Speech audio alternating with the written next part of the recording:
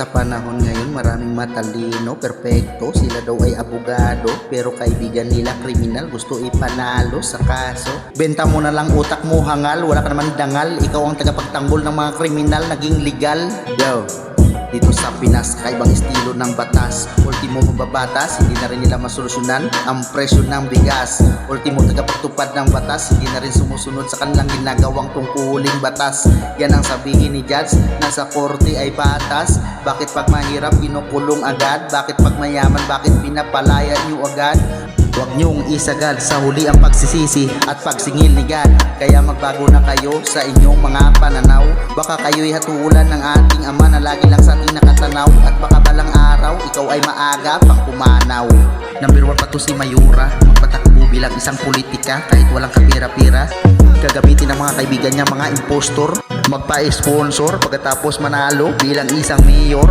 Siya na ang bahala, kahit illegal at droga, siya na rin maging protector. Hindi naman ako maging rapper, kundi dahil sa inyong mga politiko na daig nyo pa mga karnaper. Pag tumingin sa pondo, daig nyo pa mga sniper. Kung mayroon demonyo na hayop sa bukid, mayroon din dito sa Kongreso at Senado. Sa buwis sa paligid, umaaligid. What? Ang buwan at saka mga bituin, pwede mo naman silipin. Kung may tali, mga tangi, bakit nyo sinasamba yung salapi? Hindi ba kayo nahihiya? Makain kayo ng grasya galing sa walang hiya. Hindi ba kayo nababahala? Bawat ukit ni Ama sa Biblia nagkatotoo sa buong pamilya. Bakit kayo umaasa ng grasya sa pinaghirapan ng iba?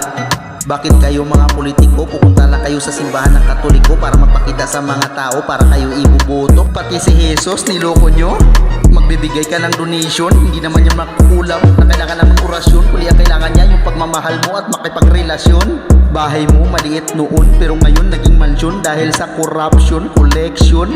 Dating pusa, ngayon naging leon at naging buaya sa taon na to ngayon.